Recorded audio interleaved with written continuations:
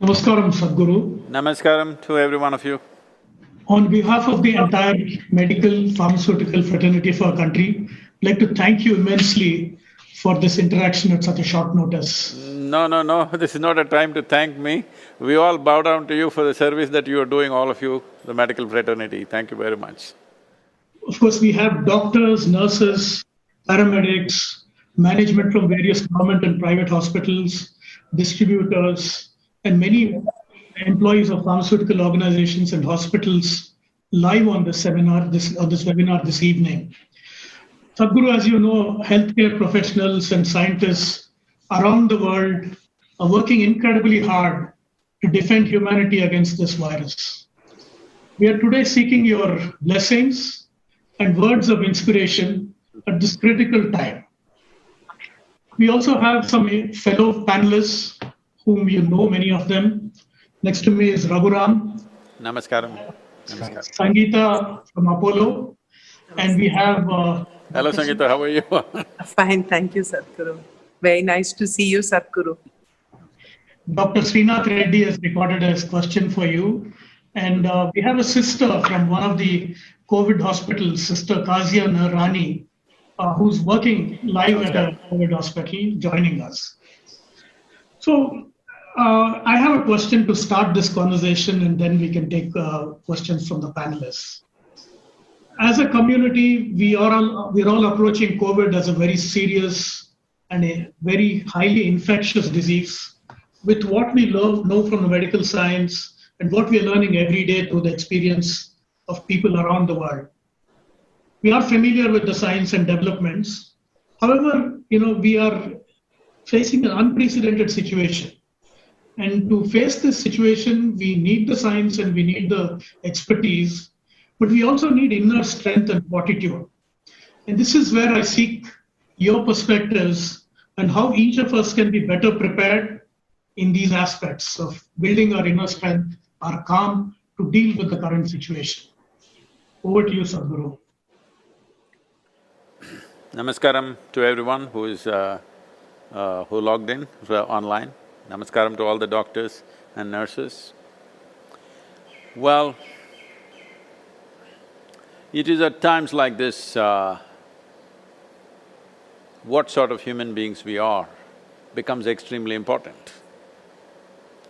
When I say what sort of human beings, well, we are referred to as human beings, not as human creatures, but as human beings. Because in terms of evolution, compared to all the other creatures, we are supposed to know how to be. Well, many human beings are striving to disappoint the expectations of nature to prove that we don't know how to be. But this is what it means, being a human being means that we can function consciously, especially when challenging situations are ahead of us. These are really challenging times. Probably for this generation, we have never before faced such a global situation where it threatens everybody. So, these are definitely challenging times for every one of us. Well, about how we have the necessary strength to address this. See, it's always like this. If I have to quote somebody, Gautama, the Buddha said, when people, his monks came to him and complaining about small things, this and that, because for people on the spiritual path in those days, food was one of the biggest challenges because they don't organize their own food, they seek it from the society. We fortunately had a society which would always contribute towards this. But still, Gautama created too many monks and there was always a food issue because suddenly 3,000, 4,000 monks end up in a new city or a town of those days. So that would be a stress on the local population, so there would be many issues. So Gautama said one thing, which I came in touch with very early on in my life. And in a way, this one thing stood by me in a huge way. He said, when you're very hungry, if you give away your food to someone else, when you're very hungry and you badly need it, at that time, if you give it away, you will not become weak, you will become way stronger. I think this one thing has stood by me always right through my life. It is not that I live by slogans or morals, but when I look back and see, somehow this I came across when I was just 16 or 17, it struck me in a big way.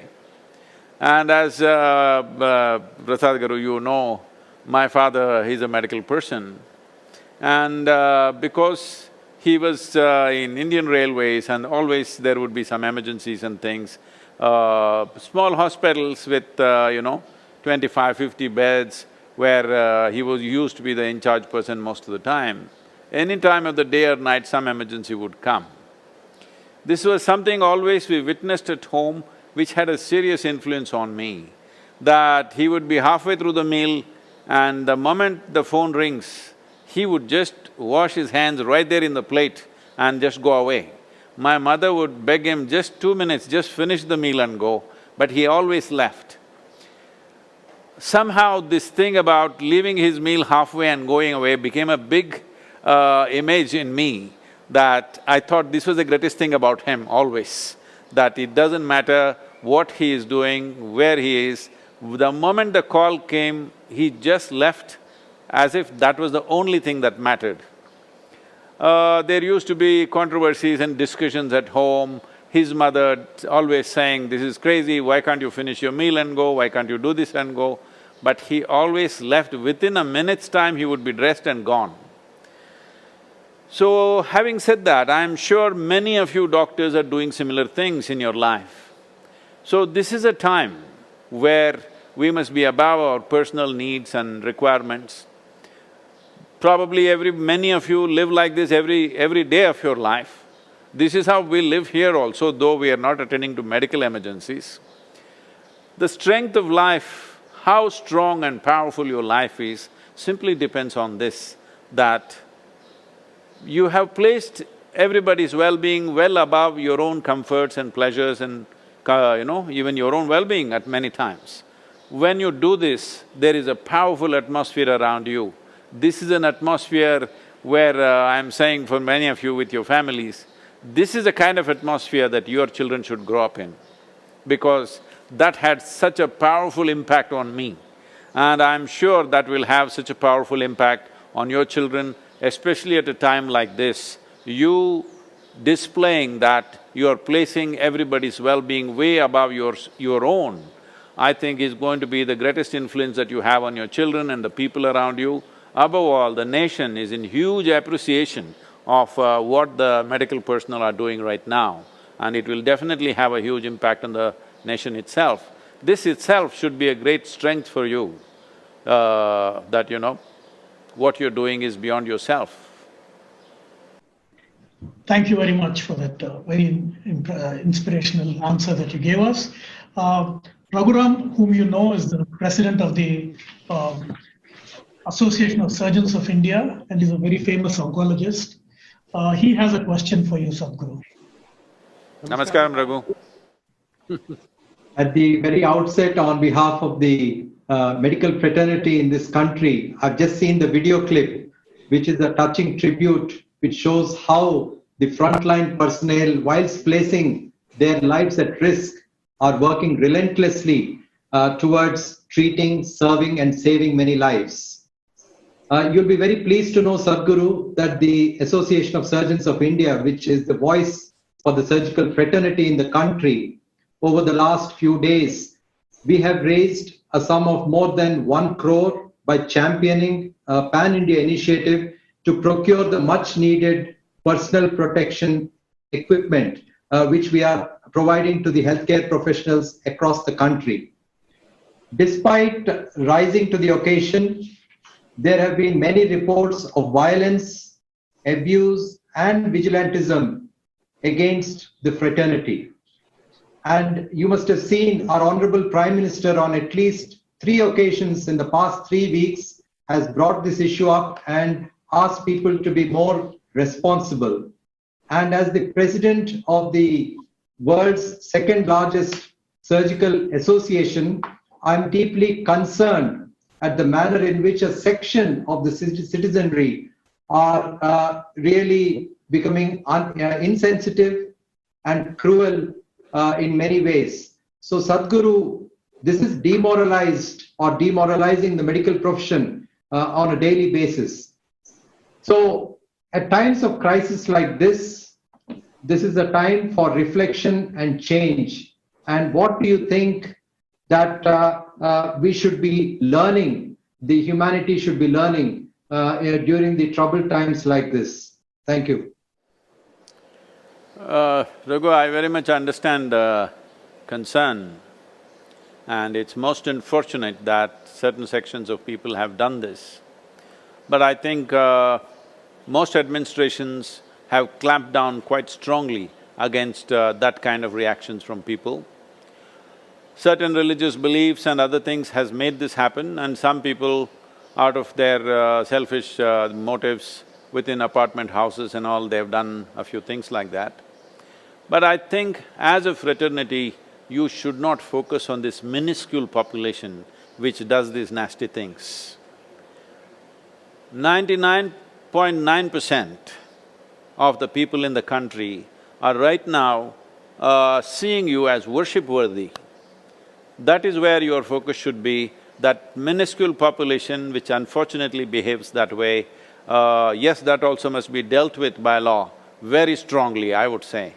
Those people who have attacked medical personnel during these times must be dealt with a very strong hand. I think the government is determined to do that as far as I can see. So that will happen anyway, but you must focus on the… probably for the first time in the history of this nation, the largest number of people are looking at medical professionals with a completely different light. They are not seeing you as professionals, they are seeing you as an immense service that you are rendering to the society. So let us focus on that, let's not give strength to this minuscule population which does these nasty things. Yes, that must be controlled, and I'm sure right now largely it has been put down wherever it arose. There may be some small pockets which are still like that, but they have been… entire communities have been quarantined to control and regulate these things. So law will take care of that, and right now, as you see, both the central government and most of the state governments are acting in a very determined way against this kind of crimes. Having said that, if I can take the liberty of telling you a small story. You know, my great-grandmother was a very good storyteller. She said many stories in great detail. This one story stuck with me, and though I remember all of them, but this one thing was kind of… I was probably maybe 4.5, 5 years of age when she told this story to me, but this story kind of lived with me. There was a man who was a farmer, and he had a little bit of land and doing agriculture. Then he got 2 sons, the sons grew up, they cleared more land and they became well-to-do farmers. And when his time of passing came, he called both the sons and told them, whatever comes out of this land, do not divide the land, but whatever comes out of this land, both of you share it equally, 50-50%. They agreed. One of the boys married, had 5 children over a period of time, and the other boy never married, but still 50-50 it was going. So the elder boy who was married with children, one day, got a little worm in his head, and then he thought, I have a wife and 5 children, I'm getting 50%. He is alone and he's getting 50%. But I have my boys growing up, when I get old they will take care of me. Who will take care of my brother? He should get little more so that he has more wealth in his old age. But he is very proud, he will not take anything from me. So in the night, he would pack a bag of grains and stealthily go towards his brother's storehouse and put these grains there every night a little bit.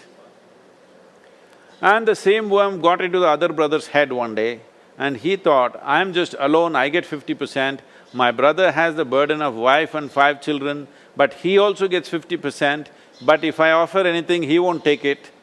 So he also started packing a bag and putting it in his other brother's storehouse. So this reverse osmosis went on without anybody's knowledge for quite a few years.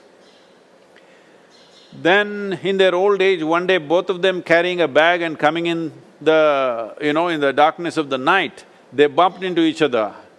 They looked at each other and they realized what they have been doing. They looked away from each other, very embarrassed about their own generosity, and anyway dumped the grain where they have to and came back. After some time they died, they passed on. The townspeople were wanting to build a temple and they were looking for a site. After much search, they decided the best place to build the temple is that place where both these brothers came with these bags carrying, they were old men by then, carrying these heavy bags on their backs. They came and they realized what they were doing and they were very embarrassed with their own generosity and they looked away from each other but continued their activity. They said, this is the best place to build a temple. So, when we place others' well-being above our own well-being and we are not thumping our chests about what we have done, we are embarrassed about our own generosity, that's like a temple. So this is why I said, when you place other people's well-being above your own, you become worship-worthy. In fact, what people are trying to worship is just this. Why do you think they're going to the temple and calling for gods that they have not seen? Simply because they believe God places their well-being above his own. And that's the reason why he's become worship-worthy. If he says, what about me? I don't think anybody will go to the temple or any place So, right now you are rising in your stature, do not focus on these negative things. In many ways, as it should be, a teacher or a doctor or many other people who serve every day the society, they must all become worship-worthy. It's very, very important and it's beginning to happen. Let us fuel that, let's not focus on this small minuscule percentage of population doing negative things. Our next question is from Sangeeta, a real leader in this whole battle against this virus, and a very charming and delightful disciple. Oh, she can kill any virus, I know. I truly wish I could, Sadhguru. We wouldn't be sitting like this if it were, but thank you for saying that. You give us strength.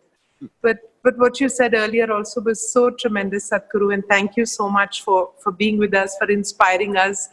Whether you're in front of us or not, we always gain strength from you. So, in this thing of strength, Sadhguru, I think all of us are faced with some really tough questions these days. And the other day, I actually, wore an N95 mask and went into the COVID hospital. We have an isolated hospital for these patients. Because I said, is it fair to put our nurses and our doctors at risk and take a risk that I wouldn't do myself? And I mean, I know I had no medical role there except to rev up their spirits a bit. But I think it's this kind of decision-making for leaders. And now I think the Prime Minister is faced with this decision. Do we extend the lockdown from the medical safety aspect, or do we lift it from the economic aspect? And I mean, I'm not seeking answers to these, but a framework for taking difficult decisions, which all of us are facing so much in our lives. About decision-making, well, Sangeeta, you are in a position of leadership for long enough, you know this and I'm sure most of you know this, but anyway. See, when it comes to decision-making at the leadership level, this idea of what is the perfect decision, we must keep it down a little bit. We need to understand whichever way we decide, we're going to hurt something and we're going to make something good. We'll do something good and we'll do something bad with every decision we take when large-scale situations are involved. There is no perfect decision as such to make. So if we come to terms with this, only then we will make correct decisions, otherwise we'll just get emotional about the situation and inevitably we will not be able to take the right decisions. So when we take any decision in such a large-scale situation, there is not going to be a perfect situation. It's a perfect decision rather. Just now you mentioned about the Prime Minister has to take a call whether to continue the lockdown or not. I think it's been largely decided to continue except relaxing a few activities, which is a good thing to do. And everybody knows, the data shows, the science shows that a lockdown is a must in a nation of this kind of density of population. But the economic pain also has to be taken into consideration. You can't just close down the country. So, where this is the privilege and pain and power of being a leader, that when you make decisions, you know all the aspects and you do what is in larger good. So you know that you cannot do absolute good. This is something that we must come to terms with, otherwise we cannot make the right decisions. Right decision is not a perfect decision. Right decision is the best thing to do in the given moment, but not a perfect decision because there is no such thing. Nobody can make a perfect decision. It is not personal life to make one perfect decision. When so many people's lives are involved, we will have to make hard decisions. When we say hard decisions, many things are against, the fundamental nature. Our own hearts will not agree with it, but we still have to make those decisions in the interest of the larger good, and that's the only way forward. And leaders should have the strength and the balance and the determination to do what is for the larger good, rather than deciding things by our own sensitivities that we have. Thank you, Sadhguru. Thank you. Thank you, Sangeeta, and thank you, Sadhguru. We have a video message and a question from our Honorable Health Minister, Harshvardhan ji. We'll play the video and then we will await your answer, Sadhguru ji. Sadhguru ji, I would like to seek your kind permission to raise a very important and pertinent issue today at this prestigious forum, where I am told that thousands of my medical fraternity friends are present and they are hearing me. In the context of COVID-19 pandemic and in the context of how lakhs and lakhs of frontline health workers are passionately and selflessly working day and night to save our fellow citizens, I outrightly condemned the recent attacks on them. I consider this most unfortunate, especially since it is happening in a country like India, and more so since it is happening in my tenure as the health minister of the country. Our doctors, our nurses and our paramedics and all those involved in COVID-19 care and treatment are our real warriors. They are our COVID warriors. They are putting their life in danger to serve the nation and all of us. I also unequivocally condemn the ostracization and stigmatization of doctors and health workers by some selfish people in our society. I must tell you that our government stands fully in support of frontline health workers. Time and again, our beloved Prime Minister Shri Narendra Modi ji has spoken out against the violence that is taking place against doctors. He has appealed to the nation to protect our medical personnel. Modi ji has even equated them with God. The Home Ministry has taken cognizance of such incidents and has advised the authorities to take stringent action under the National Security Act. Now our doctors and health warriors should work without fear, as the government is standing in all its strength with them. Doctors, nurses and all healthcare workers deserve our respect, support and cooperation to keep the fight going. We have advised all state governments to take appropriate action against those who are indulging in violence, be it the landlords who are evicting doctors and their families. Most respected Sadhguru ji, I appeal through you to the country that we must all stand united in this unprecedented crisis that humanity is facing today. Let us give utmost respect to all those who are working to save our lives. Many thanks for giving me this opportunity. My highest regards. My namaskarams to Harshvardhanji. Well, I'm really impressed by the resoluteness with which the government has acted. For a nation like India with such a massive population and density of population and the complexity of our population, the decisive way in which the government went forward is very important. The entire world is appreciating this right now. This is a decision most developed countries could not take in time. But we have taken this. So, not attacking the doctors is not even a thing, it must be put down with the heaviest possible hand that the Home Ministry or the local administration should. I think that is being done. Having said that, it's disgraceful that somebody even thought of attacking people who came to save your life.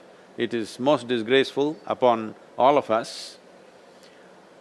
But supporting the doctors is not only by not attacking them or cooperating with them. The most important thing is to reduce the level of stress that the medical infrastructure in the country is going through. The most important thing is that all of us maintain social distancing, ensure that I don't get the infection, and in case I do get the infection, I make sure it does not go to the next person. Just by doing this, we will be serving the medical community in a huge way, that we can reduce the level of load and stress on them by simply making sure that you do not get the virus, and in case, unfortunately, if you do get it for somehow, ensure it doesn't move from you to another person. If we do this, we will be serving the medical community in a big way at this time. There is no nation in the world which has a medical infrastructure to handle people at this scale. You're seeing what's happening in United States, which has such a massive medical infrastructure. In spite of that, they become totally helpless simply because no nation is geared to handle a pandemic of this proportion. Definitely India is not there at all, and we cannot do that we can prepare a nation to treat 1.4 billion people at a time. There is no such infrastructure, it's not possible to create that infrastructure. It is only with citizens' cooperation and involvement that it is possible that we can come out victorious in this war against this virus. I'm using the word war because in a way, this needs to be conducted in a war footing. This is an invisible enemy, you can't shoot him because it is all in human beings. If it was somewhere else, we would have sprayed this chemical, that chemical, all these things, but it is residing in human beings. So, the only thing the most responsible thing we can do is to ensure that you don't get it. And in case you get it, ensure it doesn't go to another person. If we do this, we'll be doing a great service to the medical fraternity and to the nation itself. This is a time where everybody has the opportunity to serve the nation by simply doing nothing. Please make use of this opportunity, everybody. Thank you once again. The next question is from Dr. Srinath Reddy, President of the Public Health Foundation of India. He has recorded his question and sent it in, which we will play it now. Namaste, Sadhguru. Namaste. While all the people who are heroically battling to save lives in hospitals need our highest praise and gratitude, 85% of the people who will suffer from COVID would need to be treated at home or near home in primary healthcare settings. What's your message to the people who are battling at the front lines, like ashas, auxiliary nurse midwives, persons doing the contact tracing, and others performing various public health functions that will actually win this battle for us? So these self-help groups, Anganwadis and others who are the rural level and small town level who are working on the thing, who are not fully qualified medical personnel, who have more knowledge about these things, such people protecting them, above all giving them the necessary protective gear gear so that they feel confident to step out, that they don't feel like sacrificial lambs, that they're being sacrificed for somebody else's well-being. It is very, very important that we have to ensure that they have the necessary protective gear and their lives should not be sacrificed in the name of service. Service is fine, but there is no need to sacrifice lives for this purpose. So, without protective gear, this could happen. So, if the medical experts that many of you are, it's not necessary only this imported gear should come. I'm sure we can come up with various our own jugards to ensure that it can be produced in large numbers and given to this level of workers so that their lives are not at risk. Providing this is very important because many of them, the ashas and others are largely women and they have their own families and children. So if they are coming out even to serve, that at a time like this they're reporting to their duty, itself is a fantastic thing. This must be honored with the necessary protective gear and a kind of an assurance that their lives are safe. The glasses that are needed, the masks that are needed and the protective cover for the body that is needed must be provided in large scale. I know it's a challenge for the country. This is why industry, business and organized institutions like us, everybody should jump into this and do as much as we can to ensure that this… not the doctors and nurses who definitely know much more about these infections, but lower down health workers who may not be as medically qualified or capable, they must be protected. So this is the duty of the nation and the citizens to take care of this. We can make an appeal that if someone gives me a number, what is the kind of number of ashas and others are there, we can make a large-scale appeal and maybe somebody, I don't know, even Prime Minister can make an appeal, each one of us contribute at least for one person's gear, what it takes, so that they can go out and serve fearlessly. This is a duty that's upon the country and we must fulfill this. Thank you, Sadhguru. The next question is really from a frontline nurse who's actually in the COVID ward right now. And you can see that she's fully geared up. Sister Kazia Rani, please ask your question. Namaskaram. I'm Kezia, working as a nurse at infectious disease ward of Apollo Hospitals, Hyderabad. I'm taking care of COVID patients. We are privileged to work in Apollo. We have enough of PPE, policies, support and care. We all are ready to fight this battle, but I'm extremely sad and concerned what is happening in the world due to this deadly virus. The situation is very scary. The whole world is suffering with the deadly virus. However, we all healthcare workers are committed and we will do our best. We understand that there is a risk, but still we want to take care of our sufferers and come out as a winner. It is also known many of our colleagues have acquired COVID while taking care of patients, which is very painful. On behalf of our team, I would like to ask you one question.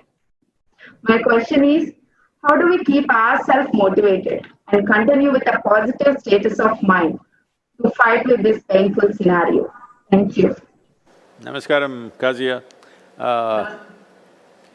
First of all, well, we cannot see your face right now, but right now, anybody who is dressed like this, in people's experience, largely, I'm saying the largest number of people in the country, if you're dressed like this, they have begun to see you godlike because they know you're standing up for their lives. So, this will not go in vain. By the time this crisis is over, I think the entire status and value of what it means to be a medical professional, because slowly over a period of time, people have lost this… there was a time a doctor or a nurse was seen as a life savior, but over a period of time, because our minds have become so commercial, people think it's just one more profession, what is the big deal? They're paid, so they'll do it. But this is a time, by the time this virus situation is over, whatever amount of time it takes, you will see that the medical profession will sit on a pedestal that it deserves to sit. And every doctor, every nurse, ensure once we put you up there, don't come down, you must stay there. You must stay on that pedestal because it is needed, because a whole lot of things that you do are not absolutes. Medical treatment is not an absolute.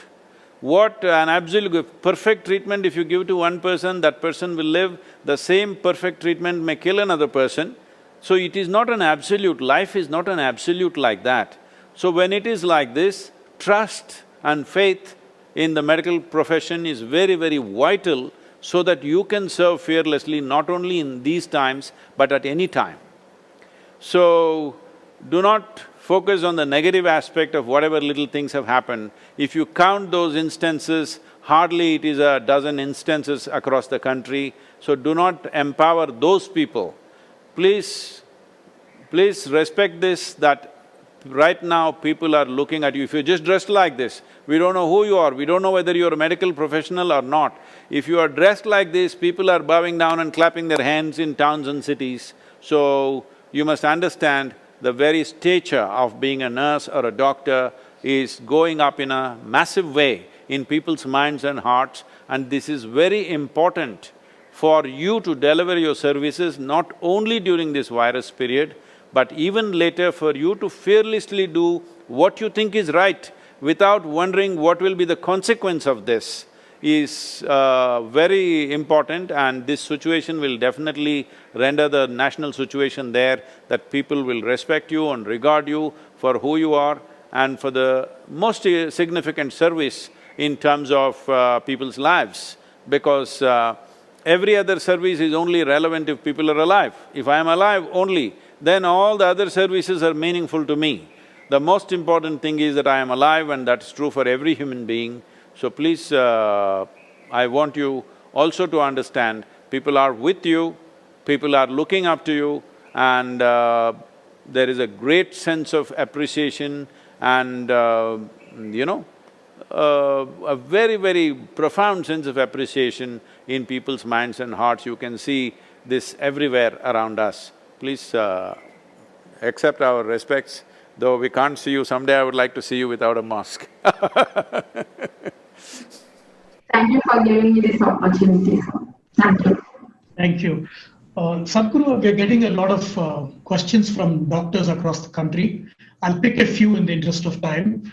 And from the patterns that I see in these questions, they're all about how to manage themselves, their emotions, their helplessness.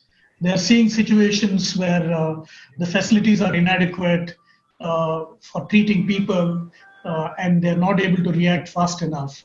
And this is causing a lot of turmoil within them, and they want to manage their own emotions. There's something you can help them, in terms of how they manage their tranquility, emotions, to deal with the current situation. It would be very useful. As I said earlier, this is a war-like situation. During a war, when casualties come and pile up, like injuries and other things come and pile up, most of the time during wars, doctors have to make a decision whom to save and whom to let them die. This is a very hard decision to make for anybody, because it's much easier to make a decision about my own life, but it's very hard to make a decision about somebody else's life. How do you decide whether that person should live or die? But unfortunately, such decisions have to be made in war-like situation. As it has happened in New York City, for example, if you take New York State as a nation, what is happening there, if that happens, that kind of percentage scales happen in India, then every one of you will have to make very hard decisions. Who should live, who should die? This kind of decisions will come into your hands. It is very unfortunate, but you must be ready for that. You must understand this, you must place yourself in this place. You are not going to make perfect decisions, as I said earlier. You just have to very clearly set yourself up. You will make the best possible decision, always in the interest of what is happening to the patient, always in the interest of what is happening to the larger situation around you, but never in personal interest. If you make this one decision, you will be very clear and balanced and easy to handle these things. Physical hardship and the challenge of day and night work, all these things are there, but at least your conscience will be clear if you make this one thing clear, absolutely clear within yourself. Every step I take, every breath I take, every action I do is in the interest of the people who are there, who trust me and who are there in front of me. If this one decision is absolutely made in your hearts and minds, you will come to some ease, but this does not mean these are easy times, these are challenging times. There's another question, a more practical question. This is Dr. Prabhat Kumar. He's asking me if Sadhguru has any recommendations for a dietary regime which will help us build our immunity and lower the chances of catching this virus and dealing with it. See, there are many traditional things which we can do to boost our immunity.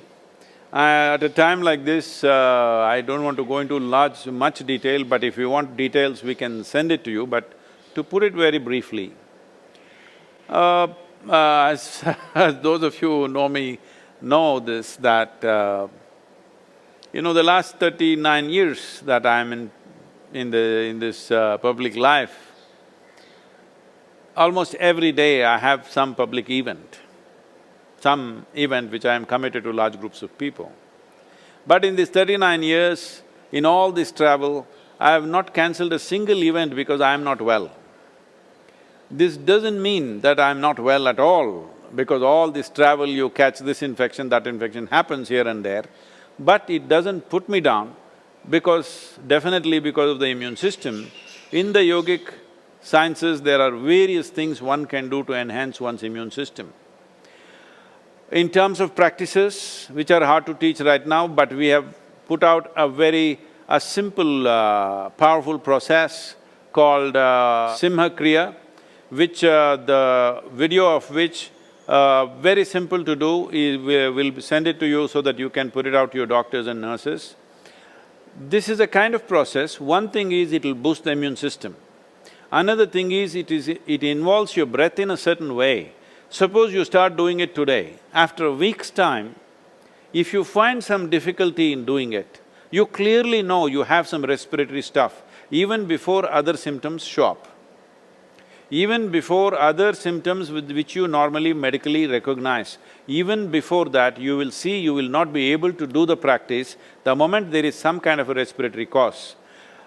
This viral being a very respiratory related thing, it'll be very useful if you're doing the practice every day, twice a day, it'll boost the immune system, but at the same time, it will tell you it's like a gauge. If you suddenly can't do it one day, you know there is something wrong with your function of your respiratory system.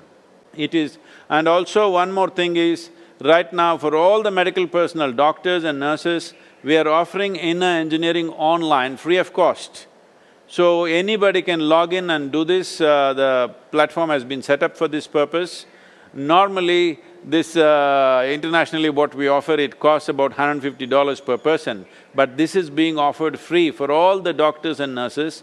This will also help because this is about the way you think and way you feel. You can bring a certain amount of balance and control by doing the inner engineering online program. I request all the doctors and nurses to make use of it, it's free of cost. And there are also other processes on our app one can make use of to bring balance. But about boosting the immune system, I'm saying bringing balance and bringing a sense of exuberance in the system is very vital for boosting immune system. I don't know how allopathic system of medicine looks at it, but in the yogic system, we always see the most important thing for you to get healthy is that you are exuberant and joyful in the way you are. So, for this purpose, there are many aspects, and when it comes to food, the simple thing that we do when we see that we are exposed to infections when we're traveling, if we see there are viral infections or influenza going on, all these years of my visits to United States, I don't catch influenza when it's running rampantly all over. The simple thing is just this: hot water, a little bit of honey, little bit of turmeric, and if it is possible, some pudina or coriander in it a little bit. And every 3 hours if you drink it, respiratory infections won't happen to you because first they have a tendency… I'm sorry I'm saying all this to the doctors but this is how we understand. If I am wrong, please point it out. We believe that all these infections first lodge themselves in your throat and then they go into the respiratory tract. But if you drink these substances, warm water with honey, turmeric and coriander or pudina, then that goes into the stomach bag and there they're not very effective, they can't cause much damage to you. So like this, every 3 hours if you… those of you who are in the hospitals like this, if the hospital itself can provide that, it'll be great. Right now, this is what we are doing to all the police personnel and the medical personnel in our region. We are providing them what is called as Nilavembu Kashayam, which works very well. We did this across Tamil Nadu when the dengue fever was on, it made a big difference. These kind of things can be done to boost the immune system. In all the hospitals, if it is kept there with warm water and this, that medical personnel can drink every few hours instead of drinking just plain water. If they just drink this as a part of their thing, I think it will definitely help. It has helped me I'm just telling you grandmother stuff, not medical stuff, okay? But it's worked. It worked for my grandmother, it worked for me Thank you so much. Practical wisdom, and that's why we all admire you so much. You started the talk with saying that we are human beings, and we are beings and not creatures. As beings, as we see this situation in which there is an imbalance between nature and us, and we see this virus as something just caused by this imbalance. Do you have a perspective on us as a human race, where we have gone wrong, what can we do out of this big lesson that we are being given by nature today? See, it'll be very cruel for those who are infected, who are fighting for their life, and those who lost their dear ones. To tell them, nature is teaching you a lesson, it'll be very cruel to say that, I will not say such things. But this is something I've been speaking for last 20-25 years. One important thing is the human population. I know a whole lot of people will get against me. All the religious groups, all the major religions are against me because of this one statement, and many others. See, the nature of human population, the way it's growing, in the beginning of 20th century, we were only 1.6 billion people. Today, we are inching towards 8 billion people. And the amount of things that we can do because of technological capabilities has multiplied. What 100 people would do and consume 100 years ago, today 1 person is consuming that much in terms of ecological consumption. So, having said that, if we do not consciously control our population, nature will do it in a cruel way. Is nature thinking that it must punish us? No, it is a natural consequence because life is enmeshed into each other. It is not like my life and the virus's life are two separate lives. My life and millions of bacteria and virus and everything is interlinked. Plants, animals, microorganisms, we are all enmeshed as one life. So, when we create too much of an imbalance, naturally certain things will happen. That correction is not even a conscious correction from nature or somebody wanting to punish us, inevitably it happens. For example, I'm not talking science, I'm just talking simple common sense, please see it as that. For example, right now, a virus which was living in animal kingdom has jumped into human beings. However it happened, there are many theories, I don't want to go into that, but it's happened. Now, if we want to look at it this way, the virus also wants to live as we want to live. Actually, if you look at our relationship with the planet, we are like virus on the planet, causing serious damage to everything on this planet. We are the virus actually. So similarly, virus wants to live, but its habitat is going down. The number of animals in which it might have been living 100 years ago and how many animals it has to live today, their habitat might have come down severely. So naturally, they're exploring new habitat. And because we are the big number right now, it is moved into us. There are not enough tigers, there are not enough pangolins, there are not enough bats maybe in the world, so it's come to us. And now it has learned to live in us. So it is affecting us severely because virus is just trying to live. Virus is not trying to kill us, virus is not trying to give us a fever, virus is just trying to live. But it lives so virulently that we are getting all these symptoms and we are dying out of it. This is because our system is not strong enough as a pangolin system to handle this virus. This is my simple sense about it. So, this is inevitably bound to happen because all these other microorganisms that may be surviving in wild animals, definitely their habitat has shrunk very, very badly. So naturally they will have a tendency to jump wherever there is a possibility for them to thrive, and human population is definitely that target. So in that context, see, for the kind of lifestyles we are living, the kind of consumption that all of us have, the kind of aspirations that we have in the world, we must strive to reduce the population consciously. If we don't do it, nature will do it in some way. It is inevitably bound to happen one way or the other, and it'll be very cruel. Whichever way it happens, it'll be very cruel when it is done to us.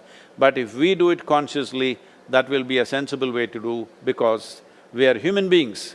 We are supposed to conduct everything consciously. This does not mean it is happening necessarily because of excessive reproduction. It is just that people are living longer, which is a wonderful thing. For example, in India, the average life expectancy in this country in 1947 was 28 years. Today, I think it's reached some 73 or 74, which is a fantastic achievement for this nation. Thanks to all of you also, because you have a significant role in this, thanks to all the vaccines and various other things. Otherwise, most of us who are right now on the screen shouldn't be alive, according to those averages. None of us should be alive actually. But we are alive today thanks to that. So human beings should live a full life. But now when we live a full life, it also becomes important that when we postpone the death, we must postpone the birth. I'm not talking any philosophy, just simple arithmetic. If we postpone the death, we must postpone the birth also. That is also happening. Women who are normally started to deliver the first baby by 16, 17 years of age 100 years ago, today it's gone to some 24 years or something, some average like that. But it needs to move further up, otherwise if you put every person of the female gender into education process and their education lasts for 23, 24 years of age, then naturally it'll get pushed, that needs to happen. Still, a large percentage of them are not going into full educational process, which is why the childbirth is happening much earlier. We have to push it. If we don't push it, nature will do it in its own way. Right now it's happening. It is a calamity only for the human being. I'm sure the virus is happy, maybe the animals are also happy. I can see that's happening all around us. Only human beings are unhappy. So we must do something consciously, because we are the only creatures who can rise above our instincts and function consciously. Whether it's life or death, both we can handle consciously. This we must exercise as human beings. Thank you so much, Sadhguru. With this, we are coming to the end. Any final words for all the people that are on the show and looking for guidance from you? My congratulations and blessings to all the medical personnel, because India stands out in the way we have handled it. Compared to any other nation with massive infrastructures, compared to medical infrastructure in India, those nations, European nations and America has massive medical infrastructure, many-fold over. In spite of that, we have handled it extremely well. Our fatality rates are very, very low. Thanks to every one of you. As I said, do not focus on those few negative incidents. I'm telling you, by the end of this virus, the season is over for us, or this the threat or this challenging time is over. The medical personnel, people who look like her, who dress like her, will become worship-worthy, and that is how it should be. Thank you very much for having me with you. In whichever way we can serve you, we're always available to you. Please reach out if there is something we can do for you. Thank you very much. Thank you so much. Thank you. Thank you very much, Sadhguru. Namaskaram.